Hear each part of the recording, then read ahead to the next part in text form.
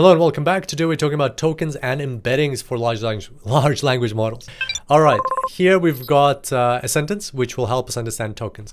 CloudWolf students pass AWS exams with ease, smashing through the unpredictability of exam topics.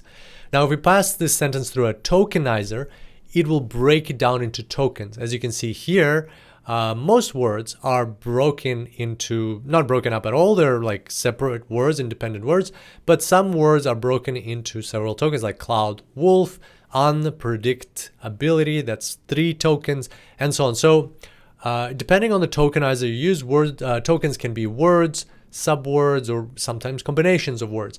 It really depends. And all you need to know for the exam is that tokens is how LLMs understand or look at the text that we give it. Words or the input is broken down into tokens for the LLM to understand it. Now, in terms of embeddings, embeddings are synonymous to vectors, and we're going to start this with a riddle.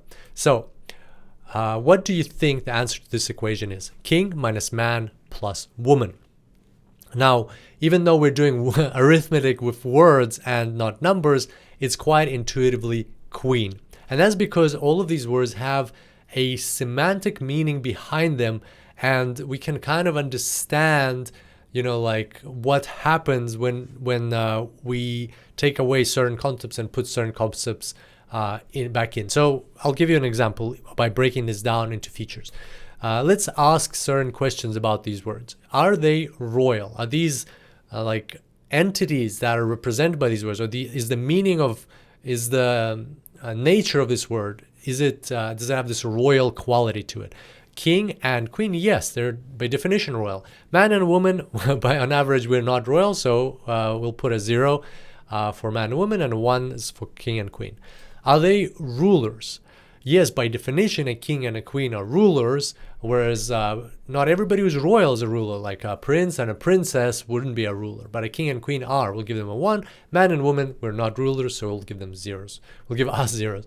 Now, gender. So if we measure gender from -1 being male to +1 being female, then king and man get a -1, woman and queen get a +1.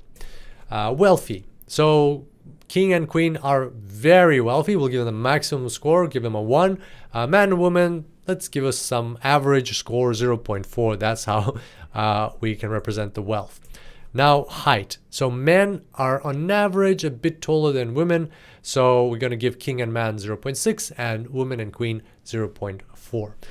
Can they fly? And so obviously king, man, woman, queen can't. We give 0, but these could be other concepts. We could be describing an insect or an airplane or some other word, a magic carpet, and then that would be a 1 in that case.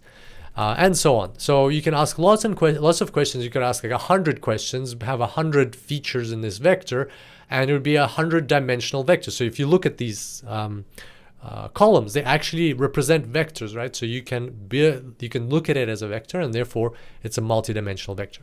And a vector is something we can draw in space.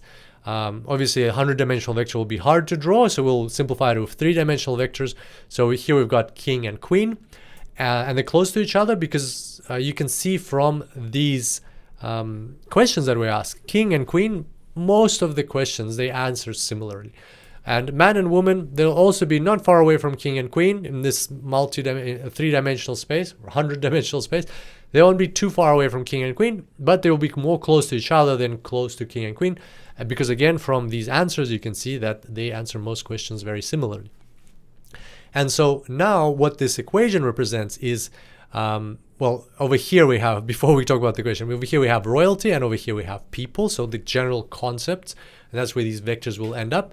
And what the equation represents is we take king minus man, we get this orange vector, and then we add this orange vector to woman, and that will point at the vector queen, roughly. So that is what this whole arithmetic is about, and this is what embeddings are for. They help us transform words into numbers, and in this case, because it's a series of numbers, it's a vector. And then our models, such as large language models, can deal with vectors instead of having to deal with words, and they're much better at dealing with vectors and numbers than with words. So that's what embeddings are all about. They're a way for us to transform our meaning, word meaning, to numbers, which is computer meaning, for LLMs to work with. Here's a quick summary of what we discussed, and I look forward to seeing you back here next time. Until then, enjoy the cloud.